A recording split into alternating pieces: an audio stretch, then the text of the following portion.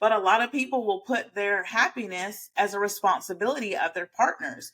That's Mm. not his responsibility. You add to my happiness. You're not the source of my happiness. And that's why a lot of people cannot and will not manifest the relationship that they want, because they're putting so much energetic pressure on this person to perform for them. And it's not about a performance. It's about authenticity, you being who you are, them being who they are. And then together you can be a couple together and pivot off of each other. That's all it is. Mm.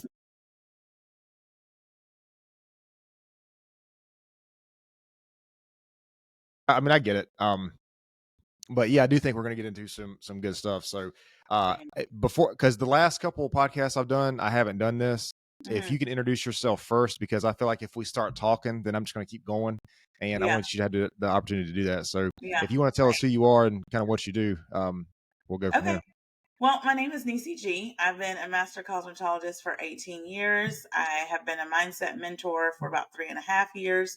People get confused on what a mindset mentor is. So just to elaborate, we talk about quantum physics, manifestation, basically how to create the life that you desire, how to get out of your own way. And then I am also currently in school to be a nurse practitioner.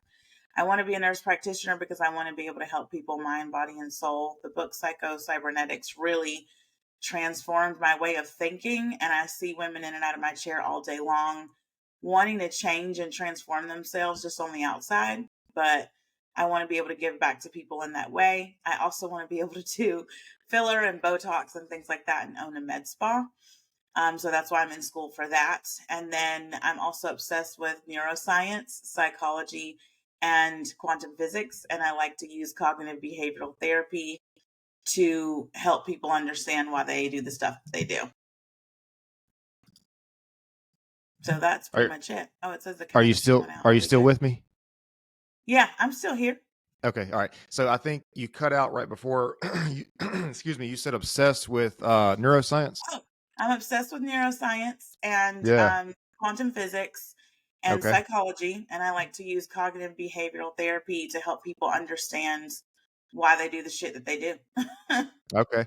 That's interesting, man, because I'm actually obsessed with neuroscience myself. Yeah, Do you know who Andrew Huberman is? I have heard, but I have not like researched anything yet. Oh man, so he's got a Watching on really good TikTok. podcast. Okay. Yeah, I think he was a professor at Stanford, which is in California, if I'm not mistaken. Yeah. Hmm. Um, and he's got this huge podcast. He brings people on, but he goes into like he talks about how the brain works, how things like sunlight and all that kind of stuff affect your brain. If you like Yeah. neuroscience, you'll really like him. Like, Yes, I need to check that out then, because yeah, he popped up on my TikTok not that long ago, and I have like the little saved tabs where I'm like, okay, check this out, check this out. yeah, This person, Dr. Joe Dispenza, really got me into oh yeah, neuroscience. Yeah. So yeah. in our He I VIP think group, he we call talks him about it. Daddy Joe. What's that? I said in my VIP group, we call him Daddy Joe. Oh yeah. Yeah, He so he talks about neuroscience with more of the spiritual spin to it, I think. he You know, does. yeah. Huberman is more like science, the science part of it. Okay. So yeah, so but I mean it's good to have that blend, Yeah, you know. for sure. For Um sure. so I'm curious, so you do you're like in cosmetology and you're studying nursing and Mhm. you said you do something with like aesthetics, like beauty, Botox and stuff like that? So that's what I'm going to be able to do. In Okay. California, you have to be a doctor or a nurse practitioner to actually own a physical med spa. Okay. And so I don't want to work under anyone. So nurse Yeah. practitioner was what I chose to go for so I can own that med spa. Mm, So I don't want to put my whole vision out there, but it won't be just like a place where you go to get the outside.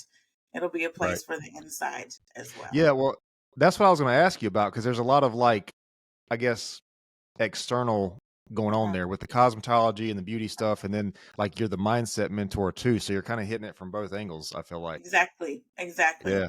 Exactly. I'm a firm Um believer that I was placed here to help other people find their own light. And you can't mm. just do that on the outside. It has to be done through the inside as well. So, and I'm really good at tricking people into believing in themselves. Yeah. Yeah. Why do you cuz I see that a lot. Why do you think people have that they don't have that self-belief? I think because it is shaped by people's beliefs when they were growing up, like their family dynamics. And that's one of the first things that I ask people when they start mentoring with me, whether it be in the VIP group or one-on-ones. And I ask people, tell me about your upbringing.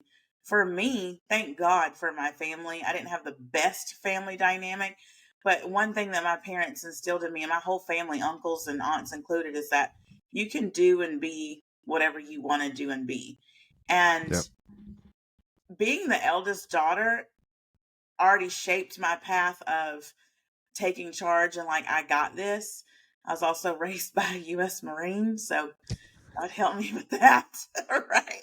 Yep. And then my dad retired in law enforcement too. So like I was very much like, this is the way that it's done. This is the Mm. structure. Let's execute it and let's move on. And for me, growing up, like in my 20s, I found it very difficult when other people in my age group couldn't use their critical thinking skills to get out of a situation or to get through a situation. I'm like, why are you not thinking ahead? Like, why are you stuck in the issue? Why are we Right. not moving on to the solution? And I recognized then at an early age, not everyone thinks that way. And my dad always told me, not everyone feels how you feel. Not everybody's going to think how you think. And that's just Mm. the bottom line. And so I had to understand that. And that helps me to help other people. But I am a firm believer that you are shaped by your reality and what you have going on when you grow up. Now, the people who break out of that, like famous people, you look at rappers like, I don't know, Eminem, Jay-Z, they weren't, they didn't stay stuck where they were born, right? They're Mhm. like, I see what's going on around me. You can't do this, but I can. And then they get out of that situation. They don't stay there. So I think that would be a good example of, having that dynamic and breaking out of that. Yeah, that is good. I don't know. I think a lot of us, like, we have sort of a almost an affinity or an attraction to like the underdog that succeeds like that. Like, I Yeah. think Eminem is a good one because he came into an industry. I mean, there were people before him, what's the guy's name? Vanilla Ice and all those guys, but he was like really he like Eminem was kind of almost an outcast, and now there's Mhm. more and more people getting in that space that maybe look like Eminem or whatever. But dude, Right. I used to be a big Eminem fan. Like back Yeah. when I was, teenager, Yeah. 10, 11, 12, 13 years old. Yeah. Uh but yeah, I don't know. It's interesting, man, because like you're talking about all this structure and this authority and this like problem solving mindset. Mhm. I think that's both a blessing and a curse It is. because it can be really good to be able to solve problems for you and people around you. But when you have that philosophy, man, and you look through the world through that lens, it's like you'll drive yourself crazy You because and there's I problems have. everywhere. Yes. And I I mean, have. yeah. So is that, I don't know, maybe that's what's inspired you to kind of be on the journey you're on, I guess. I Yeah. think for myself, it's definitely part of it. Yeah, for sure. I mean, and listen, I'm from Georgia. I was born and raised Baptist Christian. So in the Bible, we're taught to be, a light to other people and to Mm, guide other people to the word, whatever people tend to believe the word is. That's up to you. It's up to your interpretation. But for me, it's like, okay, if I really want to be an example for other people, then I need to live my life to the best of my ability and not just for me or for those other people, but for myself first and foremost, right? So, like you said, it can be a blessing and a curse. And I feel like where it's a curse is we're in a constant state of projection and people don't recognize this. And to see this stuff play out in real time, dude, it's trippy, especially when you understand psychology to that degree. Sometimes it's borderline scary. It scares me mm, sometimes. I'm like, whoa. yeah. I had an incident with this young lady at the salon that I work at a couple weeks ago, and she started bringing up my car. She brought up my boyfriend. She brought up all the blessings that I have, and trying to compare herself, saying that like I don't understand where she's coming from with her struggle. And I'm like, girl, you're talking to someone who slept in a moving truck. I do understand struggle. You know what I'm saying? But at the same time, it's like you're projecting whatever you have going on onto me right now in this moment. And people have to understand that people can only understand from their level of perception. So Right. everyone likes to say communication is key. No, it's not. Comprehension is. If you can't Mm, comprehend what I'm telling you, then this is a waste of a conversation. So I'm going to remove myself. And Yep. my dad's always said, never argue with a fool because onlookers don't know which one the damn fool is. So I removed myself from the conversation, which irritated her even more. So you Yep. have to understand that, okay, this person's projecting happiness, this person's projecting your body is giving off impulses at 150 miles per hour. So if you're going over here transmitting, I'm a loser, I'm a loser, I'm a loser, people are going to treat you like a loser. But if Hmm. you are transmitting, I'm confident, I'm poised, I'm unbothered, people are going to treat you like that. Now, on the contrary of that, if you get someone like her who's bothered, she's going to keep trying to project that onto me. That doesn't Hmm. mean I'm responsible for the way that this woman is treating me. I'm only responsible for me and how I interact with it. My Yeah. interaction was silence.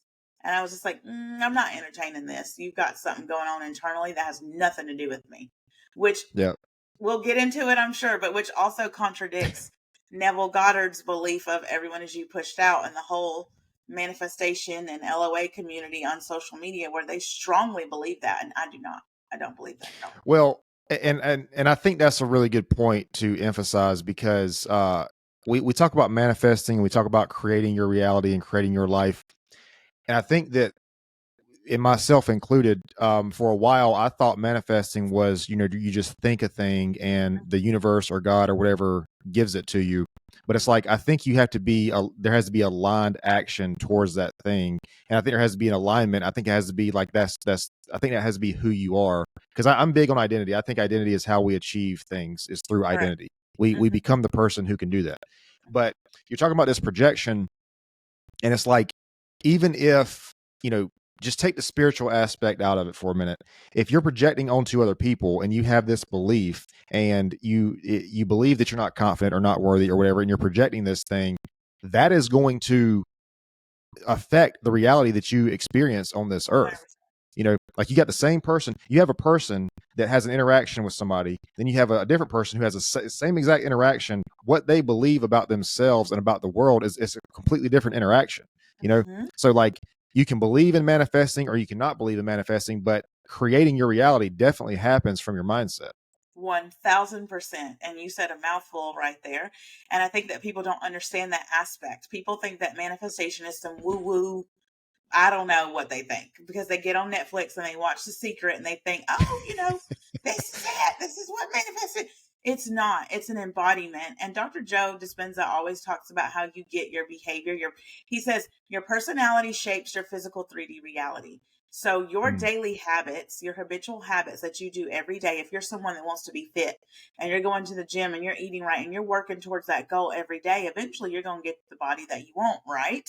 That's Hmm. what it is. So and I love using the gym and fitness as an example because I think I mean, it just goes hand in hand, right? Like it's a mindset. So you're going in there, you're working toward a goal, and then you execute that goal to the best of your ability. Life is no different. If I want to be a great stylist, a great hairstylist, I need to practice at it and keep going at it and repetition through doing, through being. I'm Hmm. behaving that way. So if I don't feel good about myself and I'm not doing things that make me feel good, that's the life that I'm creating. But people like to overly complicate things. They say it can't be that easy. You don't understand, Niecy. I grew up poor and my dad this and I did that. Who cares? That's irrelevant. You're talking about circumstantial shit that doesn't matter. That does not matter. I don't want to hear that. Especially not when you're someone like me who's created that life and done those things and gone through it. Now, when you have a deep rooted belief into your subconscious, I believe that your nervous system has deemed that as unsafe. And if you're talking about, the different nervous systems and your RAS, and your RAS is basically going to scan what's dangerous and what's not dangerous, right? You and I growing up in the South, we might have common similarities where we're like, don't touch that snake, it's poison. Whereas another person might be like, oh, it's a little snake. And we're over here like, that's dangerous, girl. Like, don't touch that, right? But going through life, people have different things that they deem safe and unsafe based off of their beliefs and what they were taught to be true.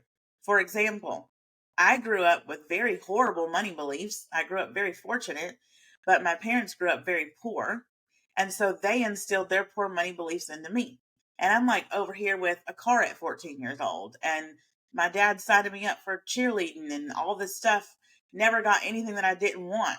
But I grew up thinking I got to work twice as hard because I'm a woman and I'm black and I'm from the South and I have to prove myself and I have to overexert myself and I have to be a high achiever and get great grades. And I'm like, this is exhausting. Yep. I don't want to have to do all of that. I just want to be me and live my life. So it goes both ways.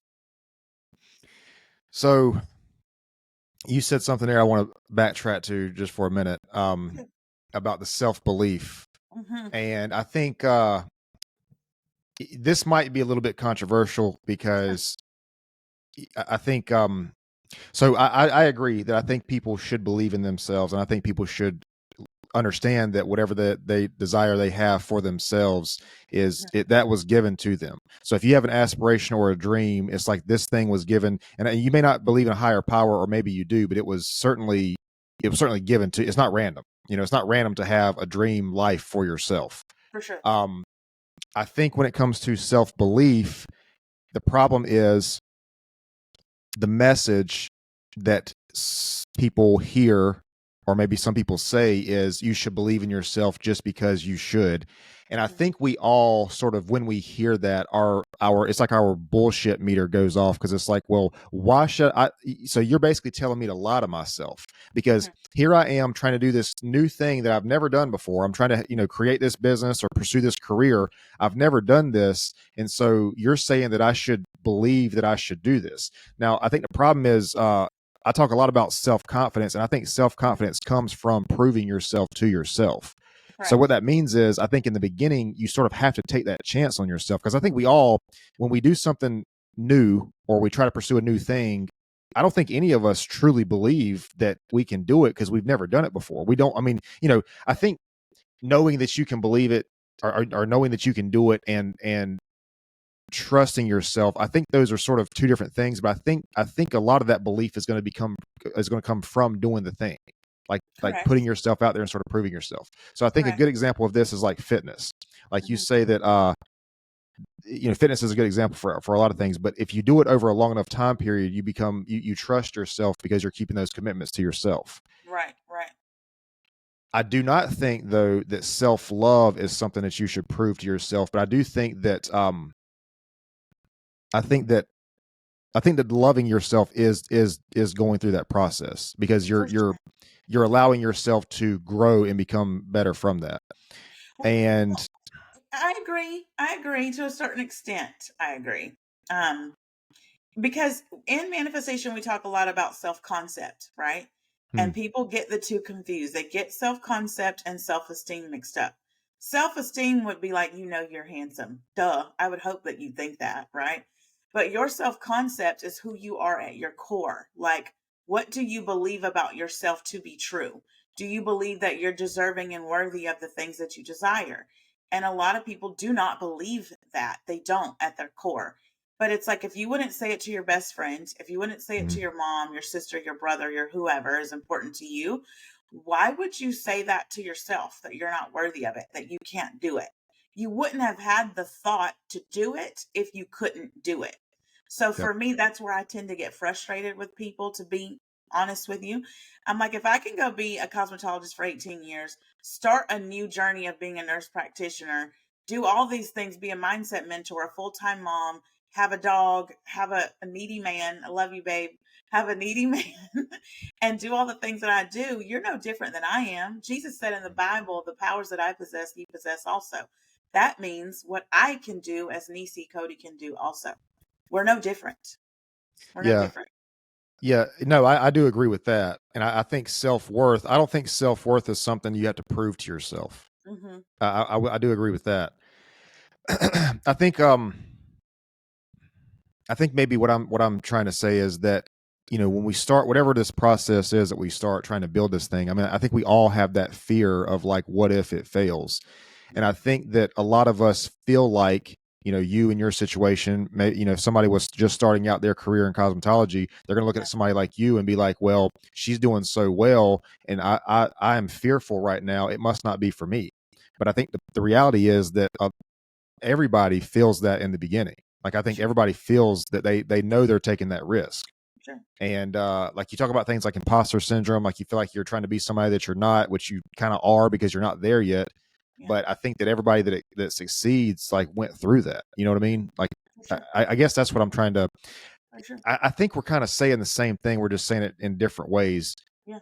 Um, but it's like if this person can do it and they felt that same fear that you do, then what makes you think you can't do the same thing?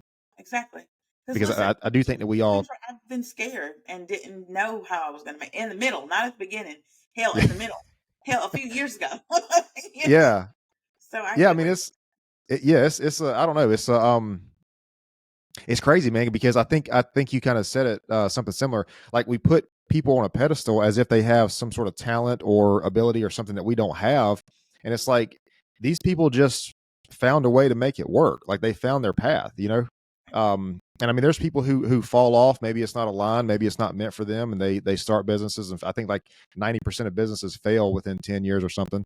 But you know, people, it's not aligned for them, so it doesn't work. But there are people who make it, and I think the people who make it, they sort of get, they kind of get over all these things that we're talking about right here. You know, that fear, the self confidence. I don't know. I do think self confidence is something that's proved to yourself for the most part, Yeah. but I think the self esteem and the self worth, that's something that you sort of have within you because you do love yourself. I don't think self love should be like nobody should earn love from their self. Correct. That's something that should be inherent within you. But I Yeah. think because you do love yourself, you want to be able to have confidence in yourself and who you are, and then so you put yourself out into the world, and you know whatever it happens to be. Right. Um, but yeah, so I mean, and I believe I that was talking, self-discipline is the highest form of self-love. It is yeah, to be yeah, disciplined enough to execute the plan that you thought of, to sit there and do it. And not only is my dad a Marine, I come from a very large military family. You know, in the mm, South, I don't know what our grandparents are doing, making babies. I don't know. But I have umpteen uncles, and it is wild. And even some of my cousins are also in the military. And so I just strongly believe in having structure and the discipline to do something. And if I'm going to do it, I'm going to do it to the absolute best of my ability. I also understand that not everyone thinks that way, and not everyone was fortunate enough to have those beliefs instilled in them. So I hmm get that. But that's when people come to me and they're like, hey, I don't know where to start. What do I do? How do I plan this? What do I need to do? I have this idea. And in manifestation, people talk about free will. And do you know who Neil deGrasse Tyson is? yeah, yeah, So he has this podcast and he talks about free will, and people tend to say that you have free will and say that you don't. I'll leave that up to interpretation for other people. But when you say, okay, this is the plan that I want, I'm picking the version of Niecy that's the hairstylist and the nurse practitioner and the mom and whatever. That book is written. All I need to do is go execute that, and that's it, and walk in that. And to be fearful and say like, oh, I might fail, I used to think that way, but now that I've mm, gotten so deep into mindset and understanding who I am to my core, it's impossible for me to fail. I'm doing something that normal people don't do. Where right. would be the failure in that? There's no such thing as failure. If God is within me, I cannot fail. Another Bible verse there for you. Um, then that's what it is. I can't fail. I can only move forward and learn and grow from the things that I've done and gone through. That's a really good point, and I think a lot of people, they don't even really fear failure like that. I think what a lot of people fear is embarrassment. Hmm. I think that's like a big part of it, like embarrassment or uh maybe loss if you know lose money trying to do something. Sure. But I think Maybe a failure bad is day. such a unique one, man, because it's almost like I think the only way you fail is if something happens and you quit and you don't try it again. But Hmm. it's almost like it's a guaranteed part of the process to make mistakes when you're trying to. I mean, when you're trying to do something new, you're going to make mistakes in the beginning. But what I tell people all the time, and this is sort of cliche and redundant, but it's like it's not that you fail; it's what you do when that happens is what defines who you are. You know, Correct. it's because I mean we're talking about a lot of things like new things, businesses, whatever, and it's if you've never done it before and you don't fail, I don't know that you're trying something big enough. You know what I mean? Like there's no growth in that. Like you look at two fighters, if you watch a UFC fight, the two fighters go in there, they train really hard. One wins and one loses. Mhm. But you have to ask yourself, like, well, the person that won, yes, they train hard and they, they had to train to get there, but did the person that lost might have learned something that they didn't know? You know what I mean? Mhm. Um, I've heard people in that space say there's a win loss ratio. They'll say, X number of wins and X number of what they say, learnings or something like that. Mhm. Mhm. Lessons. That's what it is. Lessons. X Mhm. wins and X lessons. They don't call it losses. Uh, Correct. but let's make a shift because we're talking about the business stuff. I want to get into the mindset stuff with you. Yeah, I was Um, actually about to go there because you brought up UFC fighting. okay. And if you think about like just traditional boxing and you look at Floyd Mayweather, people think that he might come across as cocky or any other boxers out there that are like heavily into that is a mindset, honey, Yeah. where you're walking around like I'm the best and that's it, no one's going to tell me otherwise. I literally wake up every day and the first thing that I see on my wall, I have a picture that I made that says, you did not wake up to be a weak ass bitch, let's go. Mm, Okay, you start your day with that mindset, you're going to get results from that mindset. You really are. And your mind is a muscle. So you're training your brain day in and day out. And on the neuroscience of that, your brain, when you're doing something new, is making a new neuronic pathway. No, you're not going to be good at it in the beginning. No, you're not. But the more you practice, the more you execute that over and over and over again through repetition, that neuronic pathway then gets stronger and the path gets clearer. The vision gets more sharp. And then, boom, you've executed it. And now you're walking around like Floyd Mayweather or Conor McGregor or somebody like this is my mindset and that's it. And you look at those two men and where they started and how they are where they are now. It was through repetition and them saying in their mind, I'm not quitting. I'm going to keep yeah. doing this and I'm going to execute it to the best of my ability. And if you do not have the honor and discipline to do it to the best of your ability, don't do it at all. Don't do it at all. That's just how I Yeah. feel. Well, people like that, especially fighters, people who achieve really great things, hard Mm-hmm. things. What I hear a lot of those guys say, like David Goggins is just an absolute animal. Like I don't know how that guy does most of the things that he does, but it's like those people they get fueled by that fight or by that climb or by that process of trying to pursue that thing. Yeah. There's just a little neuroscience tidbit for you. I don't know if you know this or not. There's an area of the brain called the anterior mid-cingulate cortex, Mm-hmm. and that this area of the brain, they're saying this is like the discipline muscle because it gets bigger when you do things that are difficult. People who live longer, healthier lives, this area of the brain is bigger. People who are generally like healthy, more successful, this area is bigger. Andrew Huberman talks about it, but yeah. So there's actually a muscle or part of the brain that is like directly related to this sort of pursuit. And I tell people all the time too. Like I think about over my my entrepreneurial journey. Excuse me. That I think the biggest part was like building the thing. Like that's where I felt a lot of fulfillment almost. Like I don't know if you felt that with your entrepreneurial journey, but it's like you're building like building the clientele or making the thing happen. And I don't know, I think that's what you talk about Conor McGregor and these guys who do these things. I think that's what fuels a lot of that is sort Yeah. of that that climbing to wherever they want to be. Yeah, for sure. Because then it feeds off of that, right? Like it fuels that part of their brain where it gets bigger and bigger and bigger and bigger. And to the average person, these people look like just, cocky ass men, and they're not. They've just really worked on building that part of their brain, building that part of, because listen, I tell everybody manifestation is just neuroscience, psychology, and quantum physics. That's Mm, it. That's all. We like to overly complicate this stuff. And just like everybody else, I got into manifesting by wanting to create a different romantic relationship with someone. Looking back on that now, I'd rather shit in my hands and clap than be with this person. But that's where I started, right?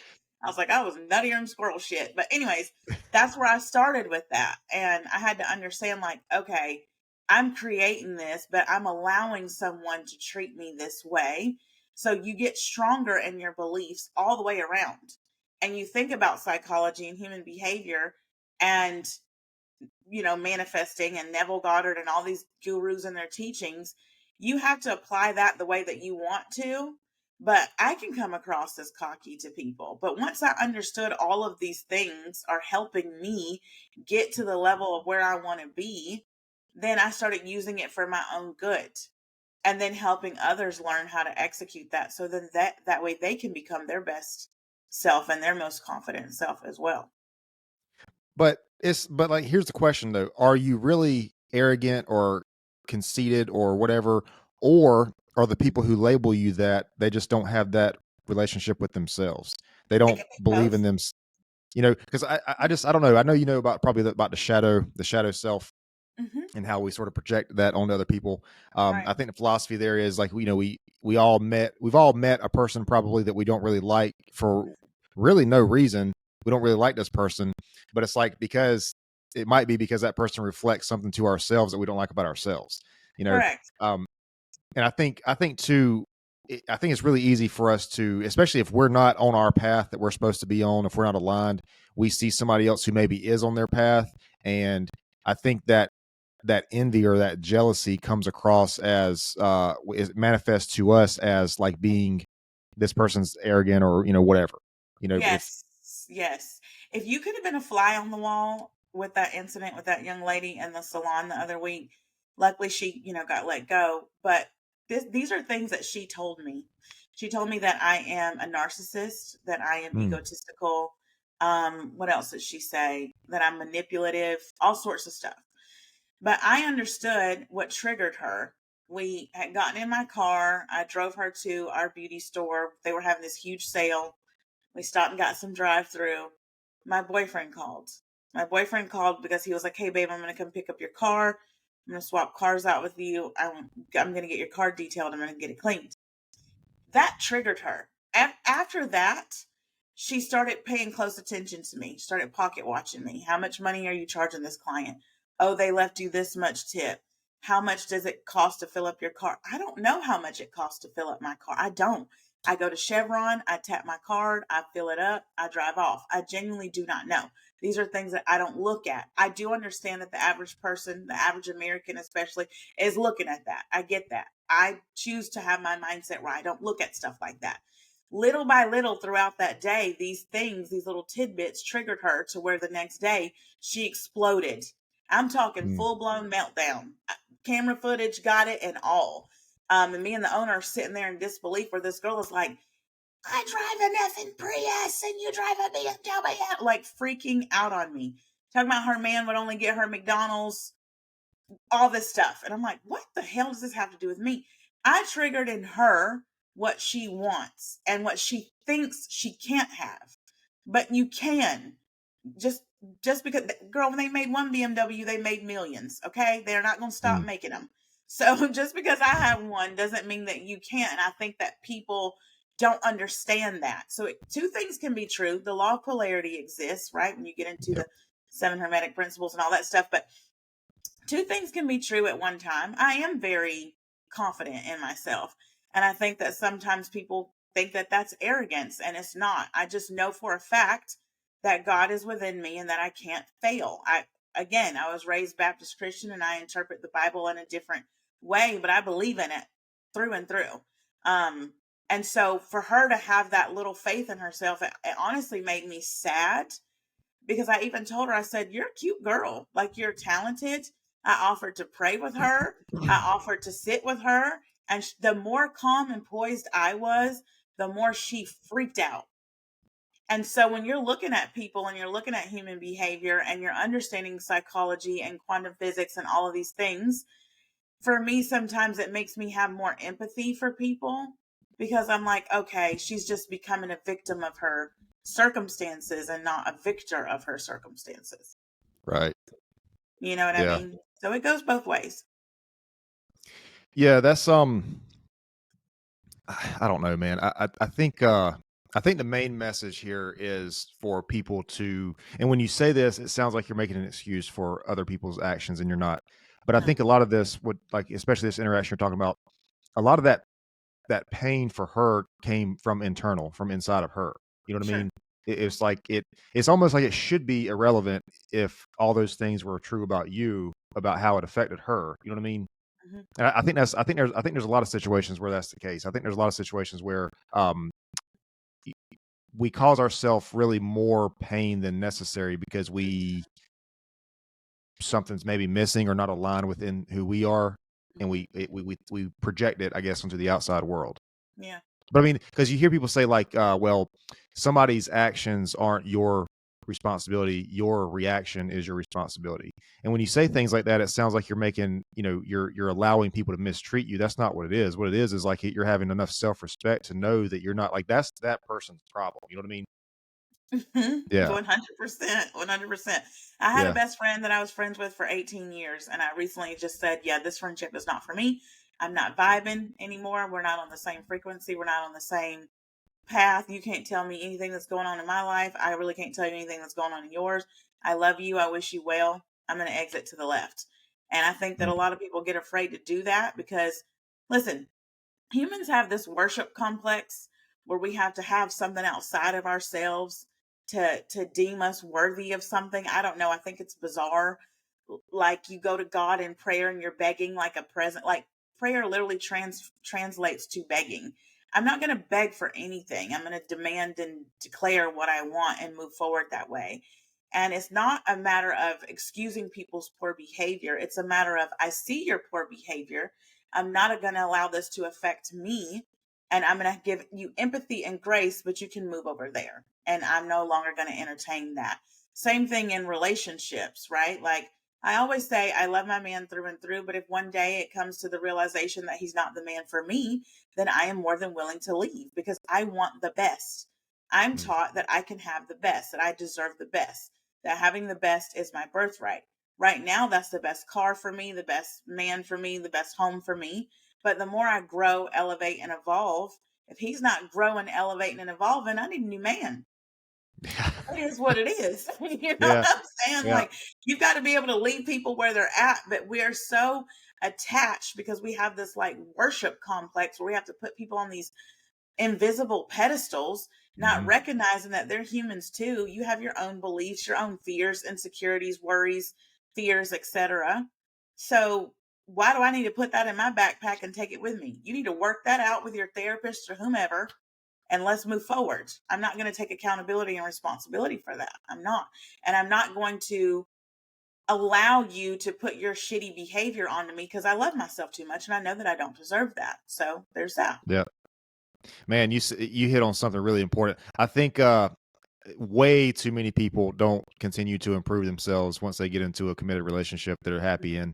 You know, They and I think you're right. I think that ultimately is what ends the relationship. It does. Because I don't know, man. I think that for a lot of us, for most of us, almost all of us probably, it's about life is that lifelong improvement of who we are. Because we can talk about what our purpose here is and what comes after this, or what was before this. But I think one thing that we are here to do is to improve, is to grow. You know, like you hear people say that like Earth is a school and we have soul contracts and all this kind of stuff. And I I don't know. I think that's an interesting theory. I don't know where I really stand on that because I believe there's a higher power that created all of this. I believe in God, and I don't For sure. really know where that theory fits into that, if it's possible.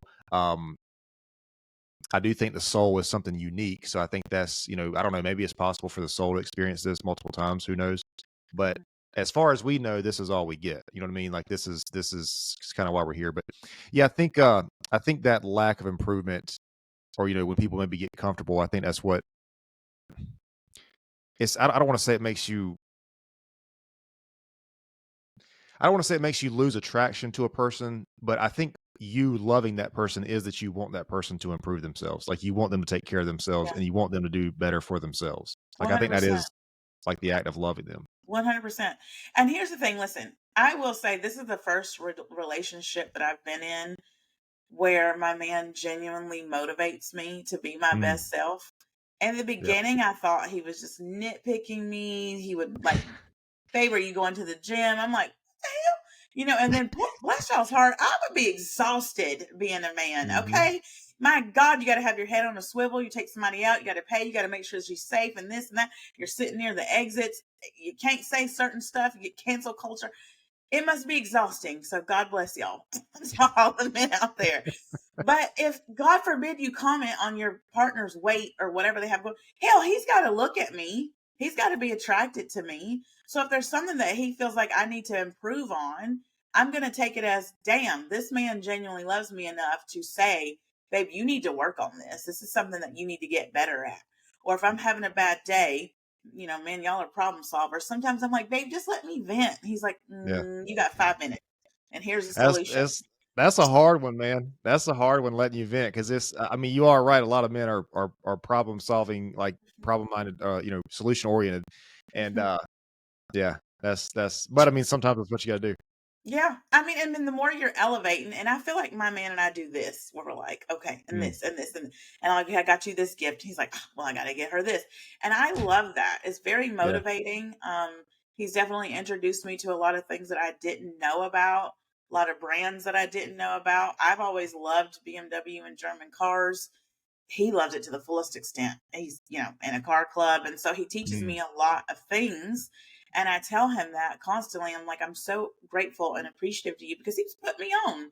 And I'm not yeah. afraid to say that. And I think where a lot of women, this is gonna be a long conversation, Cody. I think where a lot of women get, because women, they get mad at me because I say some stuff that, like, pokes the bear a little bit.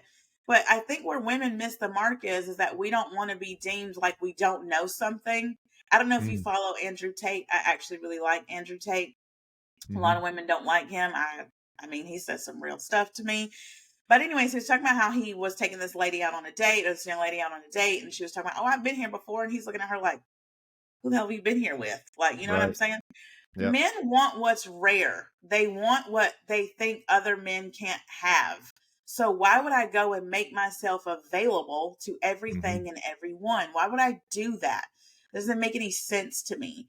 And I think that that's one of the things that my man does love is, like, I'm not an outside girl. I don't like doing stuff like that.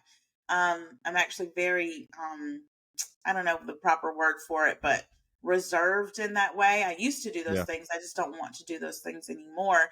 And it's like there's nothing wrong with allowing your man to introduce you to new restaurants, new places, new travel, what new words, even whatever.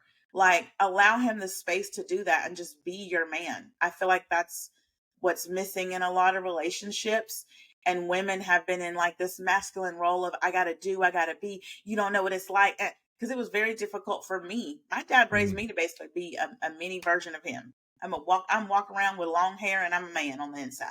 But I had yeah. to allow the space for my man to be my man and for me to be the woman in the relationship. And Yeah. and also growing up in the South and having a grandma and aunts and family members, even my mom, we very much cater to the men in our lives, right? In that way, like Southern traditional Hmm. culture. We definitely do that. And so our dynamic in my relationship, it just works because he Yeah. honors that and he loves that in his tradition and his culture. And so I do the same thing. So it just works. But you're right about always evolving and growing and, just being your best self constantly. All right. I got so much to say, and I Me look. too. I hope we both have the same audience that we have after this conversation that we did before, but we're already here now. So People are gonna be like, I'm exiting to the left. nah, we're good here, man. Okay. So first of all, Andrew Tate, Hmm. I think a lot of what Andrew Tate says has it makes sense. I do also think that he says a lot of things to get a reaction out of people. I think that's how he markets his Rage message. bait. So, Yeah. and I don't think people realize that. I think people just hear what he says, and get angry about it and shares it. And I'm like, that's exactly what he wanted you to do. Hmm. Like Hmm. that's exceptional marketing. Hmm. But I will say this, man, and there's when you talk about the masculine feminine balance, there's like the dating thing, and some men are more feminine, some women are more masculine. It's That's okay, whatever works for you.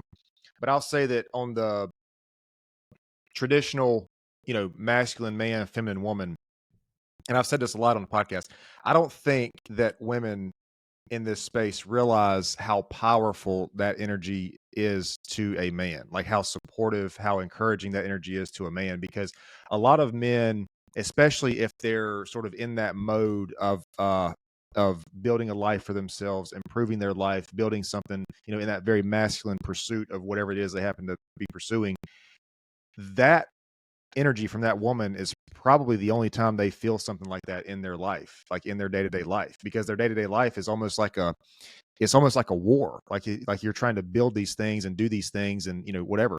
And so I don't know, it's just so powerful to feel a woman who's sort of embodied in that, just to be around her energy. It's like a sense of calm and peace that you don't really have. And I think that's where, I mean, yes, I think men should be protective of women, but it's like, man, you want to protect that. You know what I mean? Like you want to protect that energy. And so anyways, when you have that sort of combination, it's like a really, to me, this is my personal opinion, because it's my experience, but it's like that is rare, and that's something you want to protect, and that's something you value. And dude, the right man with a woman like that, he will go to the end of the earth to provide for her, protect her, make sure she's taken care of. And that's just like, that's incredibly powerful. And I don't know, for some reason we lost that. Like, for some reason we lost that, for some reason, if a person, two people have a relationship like that, it's like, well, something's wrong. It's like, that's not supposed to be that way. And look, I mean, what works for other people, if it works for them, that's fine. If that's the way, if that works for them, and the roles are,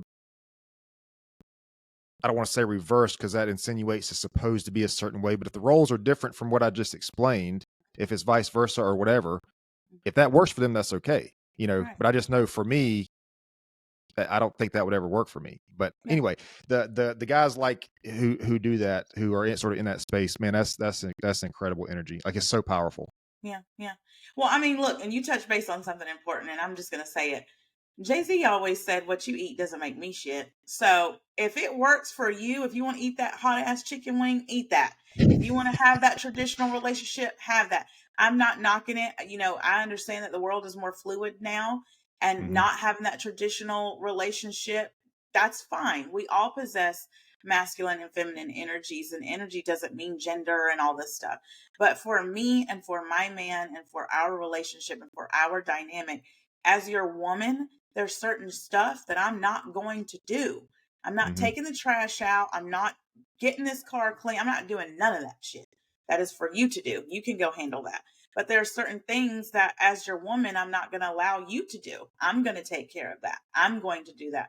My number one fear being a Southern woman is if my man has ate today or not. I know that that man probably I probably drive him nuts from, like, "Did you eat breakfast? I'm going to drop you off lunch," like, because I want to make sure that while he's working, we're in the same industry. I want to make sure that while he's working, he's eating, because Yeah. going hours without the day without eating is not healthy. I know that he has certain body goals that he wants to achieve, so that Hmm. requires him to eat more meals throughout the day. I'm going to be supportive in that way, and in small ways that he might not even recognize. I might go to his house and see, like, okay, this is out of place. I'm going to clean this up a little bit. I'm going to put this up, because I know my man. I Yeah. know, I told him, I was like, men are creatures of habit. You come inside, you put your work back down, you take your shoes off, you pet the dog, you're going to open your sliding glass door. I already know what he's doing. He's a creature of habit. So I'm just walking behind him doing this and that.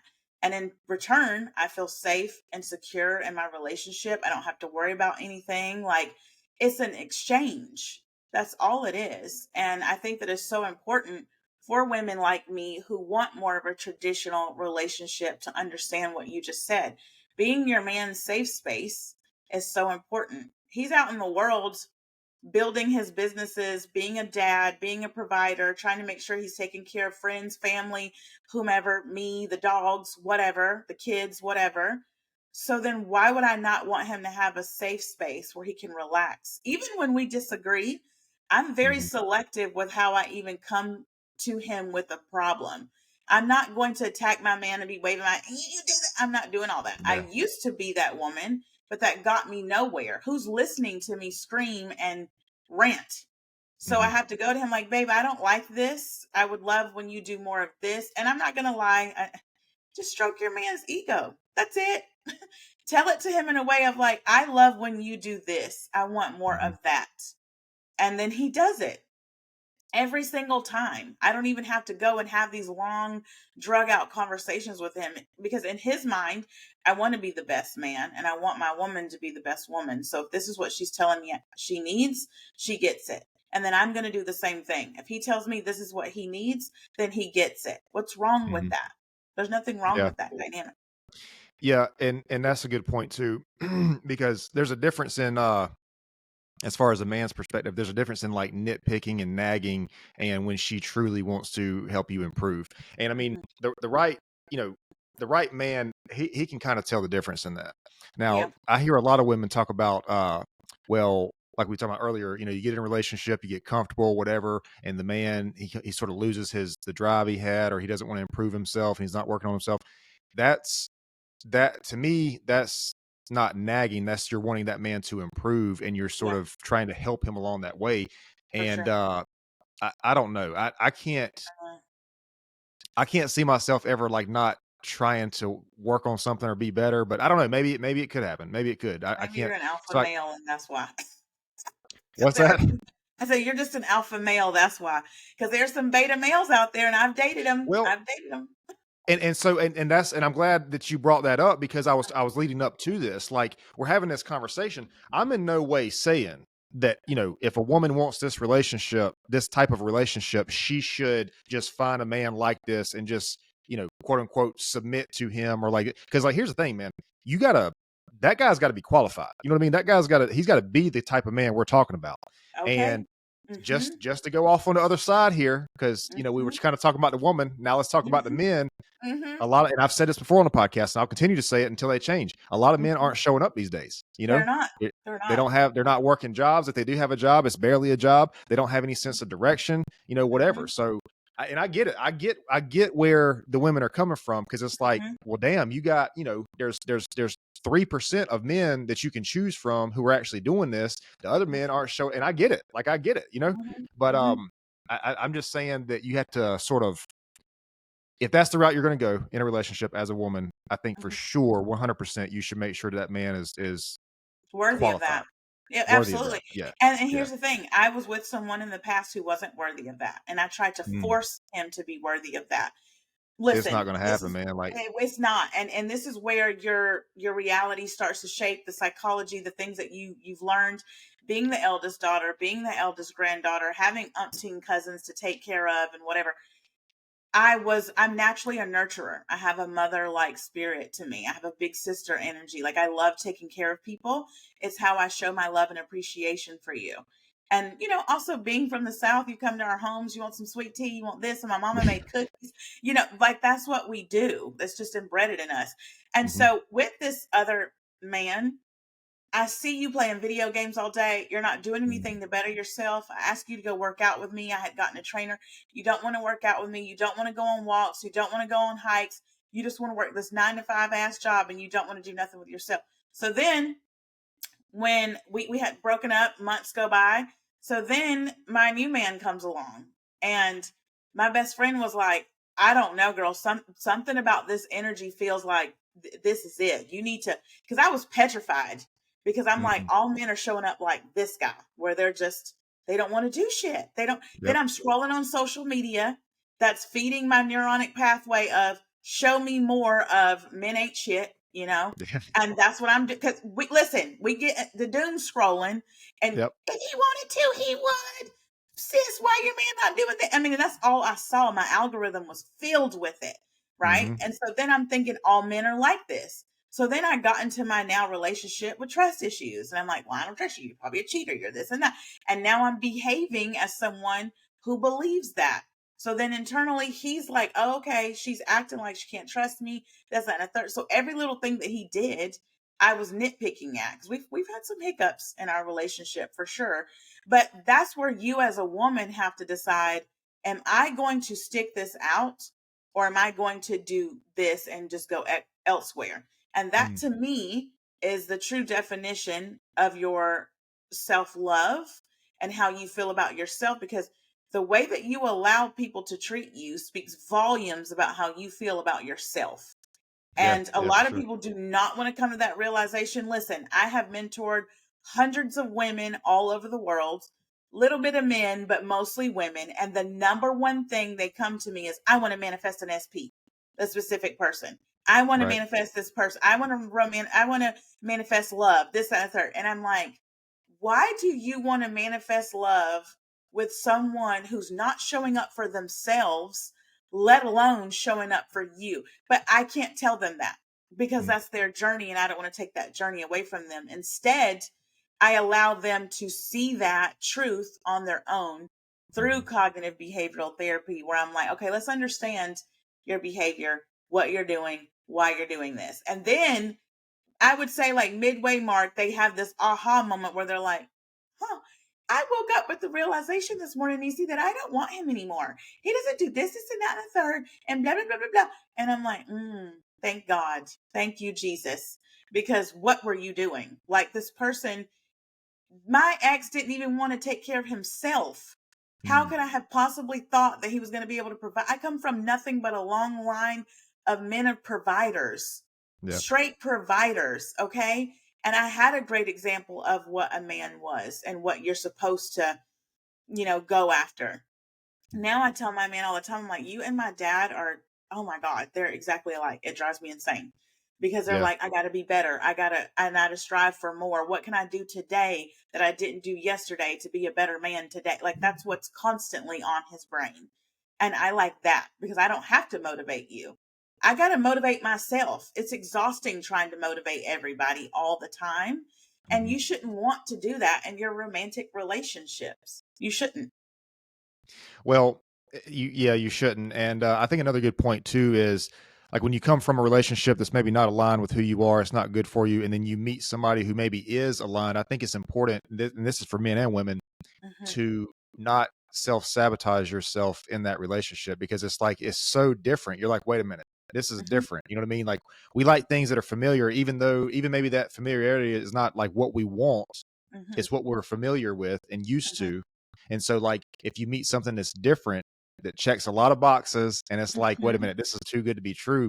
I think you Hmm. need to sometimes step back from that and say, are you trying to make it not true? Like maybe Yeah. it's something like you said. Your friend was like, this feels aligned. This sounds aligned.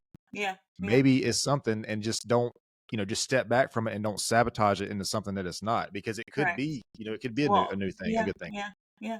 I mean, because I did that. I definitely did that in the beginning of my relationship, and it's because I was so shaped by the old circumstances and all the stuff that I had gone through in that past relationship that I was projecting onto him.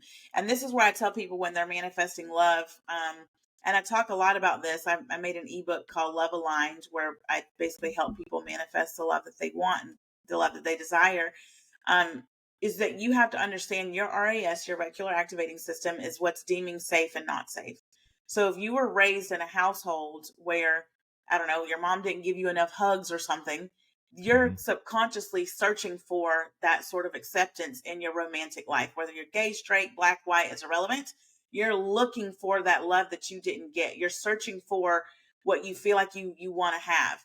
But your RAS has deemed that as not safe. So I like to teach my people, my followers, and people who sign up for my mentorship that your nervous system has to now deem it safe to receive it.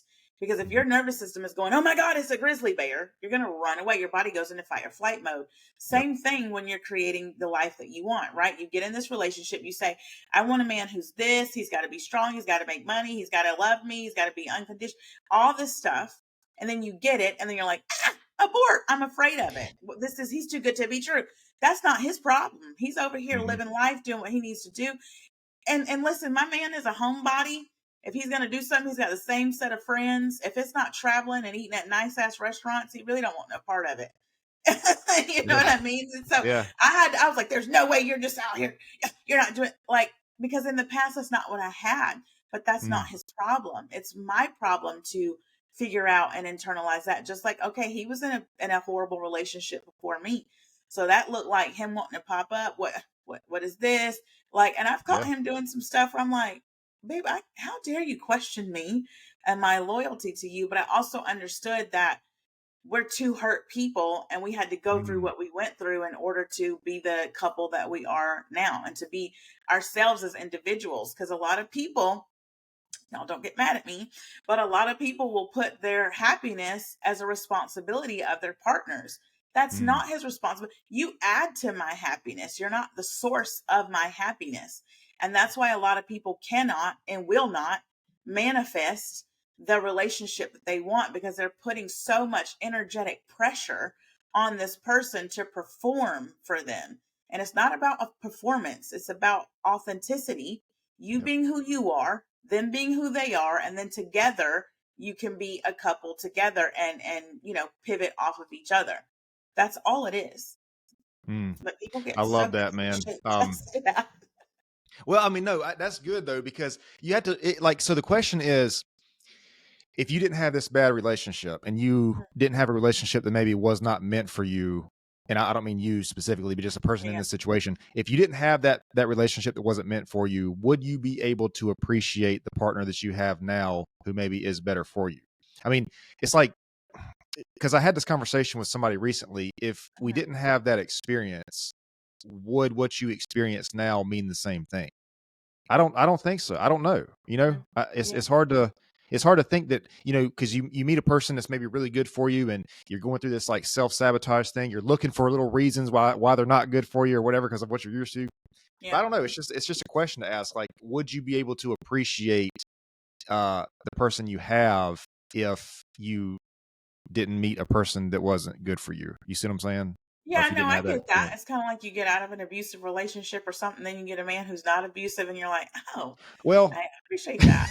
that You might be know? a little heavy way to say it. I mean, hopefully we can all appreciate not being abused, No, but no, I'm saying, like, because I have just had women who have come to me and they're like, he doesn't do this, he doesn't do that. And I'm like, that's normal human behavior. But to them, it might mm, not be, right? Because they've gotten out yeah, of an abusive relationship, or, a man who wasn't financially, because abuse can be in all sorts of ways. I had one right. coaching client of mine who had a partner and he just drained her financially, just Oh wow. completely left her with nothing. And she was Well, that's paying probably his some kind child of support. control. Yeah, Like, yeah, yeah. exactly. But now she's got a new partner, and they're long distance, but he shows up. Like, I'm talking, this man goes all the way out and shows up for her. Hmm, She is like, okay, my best friend is saying that he's love bombing me. And I'm like, are you being love bombed, or is someone just genuinely showing up for you? right. And you're Yep. deeming it as love bombing because you've had someone who just drained you emotionally, spiritually, and financially, you Hmm. know? And so I think that you raise a very good question for people to ponder on is, would you appreciate it? Would you push it away? Like, how would you respond to this person who's just genuinely trying to show up for you? Yeah. I don't know. Now that you say that, I kind of feel like appreciate's not the right word, because I feel like, you know, eh, I mean, if somebody goes through a bad experience like that, Hmm. it's almost like the person that is good for them is just like, I don't want to say doing the baseline, but like you said, this person is just showing up. Hmm. Yeah, I would have to think about that to see what to replace appreciate with. I don't Yeah. know. Um, but I do want to ask you before we close. I know you got to go. The TikTok thing. So the TikTok Uh-huh. video I saw. Can you Oh, explain that briefly? What you were yeah. talking about? So So the I breadcrumbs and all that. yeah. So I want to know really quick before I explain, what was your interpretation of that? All right. So let me make sure I remember this correctly. So you were talking about the you now, the you in the present moment, right? Hmm. And you said there's a future you that leaves breadcrumbs for Hmm. yourself. Is that right? Hmm. Okay. All right. So you leave these breadcrumbs. Um, I think when I hear that, like what I hear is the first thing that comes to my mind is like time. Like people say time is an illusion. Okay. Hmm. So like maybe we're experiencing all these things at the same time. We can only just, our human mind can only comprehend it like moment by moment. Okay. Yes. So, and then I've heard people say things like, well, when you have a dream for yourself, that's the present you looking at the future you and like wanting that thing for yourself. And then the future you is simultaneously looking back at you and being proud of the work that you're doing for yourself now. Hmm. And then you hear people have like intuition about things, like that's the future them trying to tell, send them a message or whatever. So I don't know. It's like all these things that come to my mind when I was hearing you say that. Okay. When you said the breadcrumbs, I would imagine there's like a real tangible thing that you kind of see. Like, I guess that might be like, I think I talked to you about this. This is kind of like out there a little bit, but the angel numbers, like, Uh-huh. I see like I talk about these numbers a lot, man, but like you see angel numbers, like is that a message from the universe? Is it just a Mhm. coincidence that you saw that number at the same time that you were like going through this thing or whatever it was? Yeah. Um I don't know. I think the first thing that comes to my mind when I heard that was like time, our perception of time, and how Yeah. we're maybe communicating with different versions of ourselves. Yeah. Yeah. I'm so excited. I'm tickled. Okay, so Einstein talks about time being relative, right? Like Okay. Yep. the law of relativity. And I think what people misinterpret about that video, people are like, well, I wouldn't have set myself up for this. If you go off of Dolores Cannon's teachings, you did set yourself up for this. We talk about Earth being a school and all of that stuff. Hmm. Some people call it a prison, some people call it a school. In the Bible, we're taught it's a firmament. We're gonna have another podcast episode together. Yeah, I want to go we down talked the about a rabbit lot. hole. Yeah, I want to go down the rabbit hole with you. So what I meant in that video is time is relative. The Earth is so dense that we're Mhm. basically in a slow-mo video. We're in a slowed down version of what we see. I don't know if you play video games, and I actually just made a TikTok about this yesterday. That's funny. Um, where if you're playing Call of Duty, right? Like you're seeing it first person perspective. You see Yep. your hands, you see the gun, whatever you need to do. If you're playing another video game like what is it, Fortnite, where you can zoom out and look at Hmm. the actual avatar of the person, that would be the 4D version. So your Right. 4D is your future self, right? Like you saw the movie Interstellar. Have you seen that? I did not know. Okay. You got to watch Interstellar, Cody. Is one of my favorite. Before we talk again, I need you to watch it, friend. Okay. All right. So in Interstellar, Cooper falls into the Tesseract. He goes down this black hole, and maybe I'll email you a snippet of that part just so you can watch that part. But he's fallen in this black hole. Now, in the beginning of the movie, spoiler alert for those who have not seen it, but in the beginning of the movie, he and his daughter think that there's a ghost or something in their house, and stuff keeps falling off this bookshelf. They have no idea why, and so Cooper, who's played by Matthew McConaughey, goes into space. He falls into this black hole, and once he's in this black hole, he then falls into this tesseract. Now this tesseract is a construct of time, of spaces of moment in time, literal spaces of moment in time, where it's stretched out like a slinky on this bookshelf. So he just needs to go and select a particular moment in time to send a message to past Cooper and past Murph, his daughter, to get this message out. And he keeps trying to do that. And he's pushing all these books in the Tesseract. Okay. Which remind you, back then they're thinking, oh, there's a ghost in the house. No, it's Cooper in the future in the bookshelf trying to give them the message of what to do to get to where they need to be. Now, if Earth is so dense and time is slowed down, that means if you have a desire, I don't know, you want to own a Rolls Royce. I don't know, I'm just throwing some stuff out there. You want to own a Rolls Royce. There's a version of Cody that already has that car, but it's a slowed down version. So you already have that car in the future. And the reason why I use this in quotations, because there's no such thing as that. Time is an illusion. It genuinely is. But our human brain can only understand from this level of perception. Because remember, we're Right. in Call of Duty mode. We're in Hmm. this mode. It doesn't mean that these other planes don't exist. If you think about you and I right now, I'm seeing you in the 2D. You're on my computer screen. I'm not Right. seeing you. I see a 3D version of you, but I can't pull you out of my computer screen and pop you into the room with me. You Right. can't do that either. We would have to fly to one another to be able to do that. But it doesn't mean that you don't exist in the here and now. We're also in two different time zones. You exist in your there and now, and I exist in my here and now. But when Yep. I talk about these breadcrumbs, and listen, in that video, people think that I'm just now coming to that realization. What you're witnessing in that video is me finally having the verbiage to say it to people and Mhm. how to express that. Then you also think about Neo in the Matrix, and it was the second one where he's talking to the oracle and he's like getting that piece of candy and he's like, you already know if I'm going to take it or not or whatever. And she's like, yeah. So then that's where we start talking about free will. And if free will is really free will, or was it already destined for me to do this? You look at movies like The Truman Show. Truman finally figuring out that, oh my God, they're all in cahoots with this. I'm living in a matrix, in a simulation. So if I say things like, oh my God, past me set future me up for success. She did. When I created this logo for my business years ago, I did it because I wanted to start an education company within my hair business. And I used my other ones with my other LLC, and I left this one on the back burner for a good 2 to 3 years. And then all of a sudden I started using it and I was like, holy shit, past me set me up for success because future me already knew this is where I'm going with my business. This is what I'm doing. So it's all happening simultaneously. If you and I could zoom out and go into the 4D, like in the video game, you would be able to see what that player's doing, this player's doing, this person over there across the fields, whatever.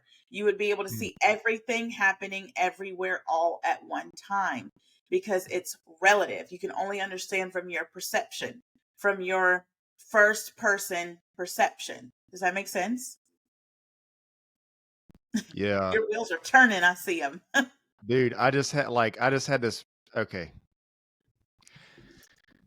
So you're talking about the different players on the video games and the Mm-hmm. different avatars, Mm-hmm. like different avatars for really different games. Yeah. What if it's that, but you play a person plays a video game and you had these different avatars. Right. So the avatars would be like us, but what if the player is our consciousness? Because it is Yeah. 100%. Yeah. That's why I said I want to go down the rabbit hole with you. 100%. It's your consciousness. And I think that people don't listen to that. And this is where we start talking about religion. And, people, a lot of people from back home in Georgia, follow my TikTok. And some of them don't like it, and listen, if you're from below the Mason-Dixon line, you're a Bible thumper, or one, right? So people Yeah. get out of shape of talking about this stuff, but it's all in the Bible. The Bible literally is a manuscript on teaching you how to manifest and how to create the life that you desire. But again, humans have this worship gene where we have to worship something outside of us. Jesus literally taught us how to create and what to do with that. And the Bible is also saying that we're in a firmament. We're in this Yep. dome. But people are like, we're in space. Believe whatever you want to believe, lady. But we're so dense. And I do believe that Dolores Cannon talks about Earth being a school. I 100% believe that. I remember having these inner conversations with myself as a child, from as early as 7 to 8 and 9 years old, where I'm like, I chose these people to be my parents because I needed to go through this. You hear, kids talking about they remember past life experiences, or this is Papa and they've never met Papa before, but they know that that's him. They see this man with a hat on and all this stuff. Children, the veil is so thin with children because they're not shaped by all of the things that you and I are shaped by. My 12-year-old son doesn't care how the economy is doing. He don't care about the current administration and all. He doesn't care. I can teach him about these things so eventually he does care, right? But you even think about why people are Republican or Democrat. Well, my granddaddy said this, that, and I'm like, you believe in some shit some man in the 50s said? You know what I Yeah. mean? Like, my God, because you're Man, shaped by that. we're definitely gonna have to have another conversation because there's no way this can stop right here. Because there's so many things. Mm-hmm, I don't know. We talked about a lot, but mm-hmm. I'm glad though. I had a good time here. I appreciate your insight here today. Yeah, Thank we'll definitely have to get into some of this other stuff because this consciousness situation, you. Mm-hmm. that's that's an interesting one. You know what I Yeah. mean? Part Because two, we'll talk about we have the consciousness. same consciousness throughout our life. At least we Yes. think. Yeah, Different you do. body, You do. same soul, same consciousness. So Yeah. that's an Different. interesting concept. Anyway, do you have so you want to shout out your social media or anything, website while you're here? Do you have anything to share? Oh yeah, sure. That's totally cool. So I do have my podcast, which is Platinum Gang Mindset. You can follow me on TikTok at Platinum Gang Mindset. I also have Platinum Gang Hair for my hair pages on TikTok and Instagram. I love my blog. I'm completely obsessed with my blog. You guys check that out. It's platinumganglifestyle.com. All of my resources to help you with your consciousness and creating is going to be at platinumgang.store. And then my YouTube channel is Platinum Gang Mindset as well. All right. Yeah. So this is something I ask everybody. I'm sure you have an interesting answer for this. What do you think is one of the most important lessons you've ever learned? One of the most important lessons that I've ever learned is that God is within me, truly. And my dad I love that absolutely, Bible verse. yeah, God is within me for sure. And my dad always says, if God is in me and God is in you and God is in your neighbor and God is everywhere, who is God? And I think that's a great question for people to comment That wherever is a they good watch question. your podcast. Yeah. Yeah, man, I appreciate it. I gotta do some I gotta listen back to this conversation. Yeah. But it has been fun talking to you today. It's been a good time. Same. I've had a I'm blast. yeah, no, I appreciate it. I'm gonna stop the video if you can hang out for just a second really quick. But I do appreciate it. Yeah. Hey guys, I appreciate you tuning in today. If you enjoyed this episode, you can find more content at Pure Wisdom Podcast. This is on Facebook, Instagram, Rumble, TikTok, YouTube, Spotify, Amazon Music, and Apple and Google Podcasts. There you can like, share, subscribe, and we will see you next time. This episode is brought to you by Excel Coaching Academy. Hey guys, I'm really excited to let you know that I started a mindset coaching business. So what I want to do with this business is I want to help entrepreneurs, business owners, salespeople, leaders, and fitness enthusiasts or athletes develop the right mindset to increase revenue, improve business or performance, and overcome the challenges needed to become the best version of themselves. You can get more information about this by emailing info@excelcoaching.academy.